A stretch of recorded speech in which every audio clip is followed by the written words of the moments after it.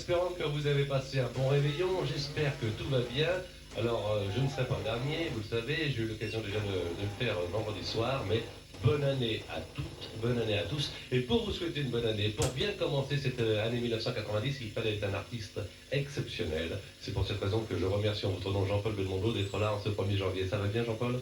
Bah, très bien, je souhaite aussi une bonne année à tout le monde. Alors, une année importante, Jean-Paul sera l'un des hommes de l'année 1990, car à partir du 6 février, au Théâtre Marigny, Cyrano De Bergerac. de Bergerac de Rostand, ça va bien? Ça va bien. Les alors, répétitions sont bien faites, elles continuent encore? Elle continue encore, oui, puisqu'on commence le 4 février. Donc là, ça approche, mais tout va bien pour le moment. Alors tout au long de la semaine, il y aura des appels téléphoniques, on va voir également quelques films, des extraits de films que nous avons choisis ensemble. On va commencer tout de suite par un film qui a compté l'embrassé, on peut dire l'embrassé maintenant, c'est Itinéraire d'un enfant gâté. C'est vrai que ça a été le deuxième film avec Lelouch. C'est le deuxième film avec Lelouch, oui, j'avais tourné avec lui il y a maintenant presque 20 ans, un homme qui me plaît en Amérique. Et puis là, on s'est retrouvés. On regarde tout de suite un extrait, on vous l'offre. Voilà.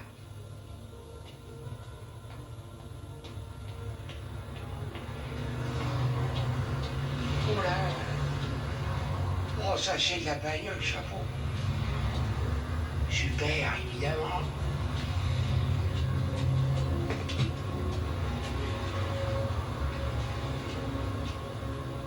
Quel est le trou?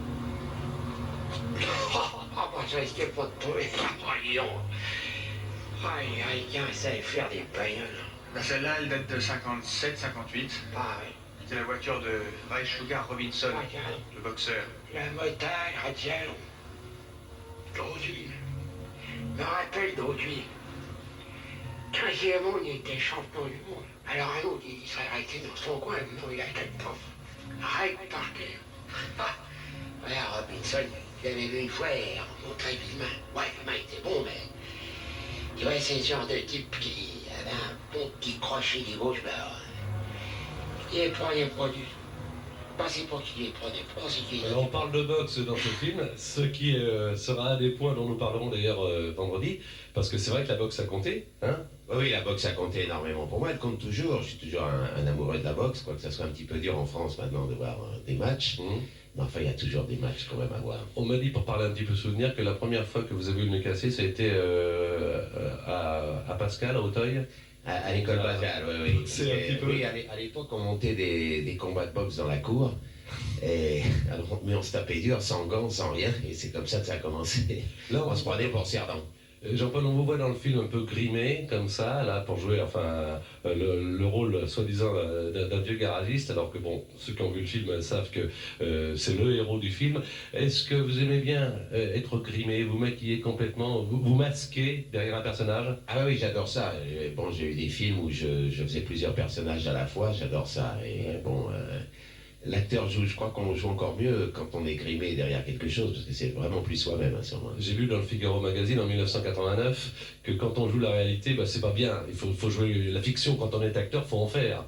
Oui, moi je trouve justement tous les acteurs que j'admire et que j'ai admiré beaucoup, c'était des acteurs qui allaient hors d'eux-mêmes. Je crois que la vie, il faut la recréer, mais il faut pas la faire exactement comme elle est, sans ça c'est embêtant. Premier témoignage, qui est au bout du fil, c'est un de vos amis, c'est un de nos amis. Allô? Allô.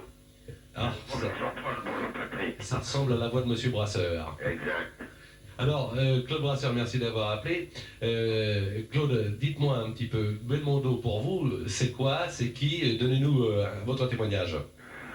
Attention à ce que tu vas dire. C'est d'abord comme on dit, c'est un copain de classe, hein. Et puis en plus c'est Pépel, ça m'énerve moi quand on l'appelle Bébel. C'était Pépel. Pépel avec 2 P comme les initiales de nos parents, qui d'ailleurs avaient les mêmes et qui en plus étaient copains. Et puis de façon très conventionnelle, c'est quand même, et je l'ai déjà dit, un des plus grands acteurs français. Il y en a qui pensaient que, parce qu'il faisait beaucoup de cinéma, il avait oublié de savoir jouer la comédie, mais il les a remis à leur place, et il va continuer d'ici un mois. Claude Brasseur, vous, ça marche toujours également au théâtre? Oui, ça y est, ben moi je viens de finir et je suis peinard pendant 3-4 jours. Alors on vient de faire le marathon des fêtes, puisque pendant cette période il n'y a pas de relâche. Et je reprends que vendredi ou samedi. Alors comme ça, peut-être j'ai quelques jours tranquilles. Vous viendrez rejoindre Jean-Paul Pépel vendredi vendredi soir? Oui, bah bien sûr que je reviendrai, mais je ne vais pas le laisser comme ça, faut pas qu'il s'imagine. Hein. Surtout qu'à partir du 6 janvier, on sera les deux seuls théâtres bourrés. J'ai dit les deux seuls théâtres, j'ai pas dit les deux acteurs. On a bien compris. Merci Claude. Il y a un autre appel téléphonique. C'est vrai aussi que vous avez joué avec Pierre Brasseur, avec le père de Claude. Oui, j'ai joué la Mégère apprivoisée au théâtre de l'Athénée avec son père. D'ailleurs, Claude venait souvent dans la salle nous voir.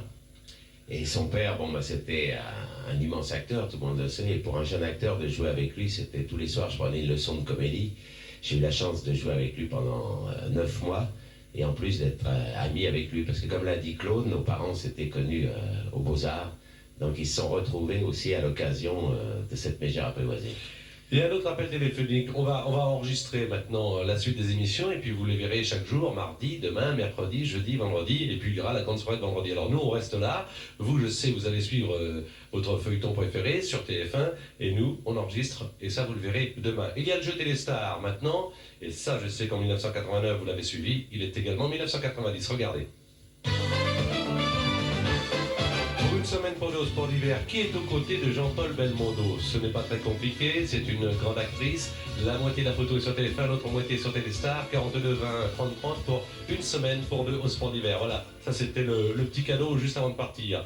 Jean-Paul Belmondo, demain sur TF1 à 18h52 53. Au revoir, bonne soirée, merci Jean-Paul.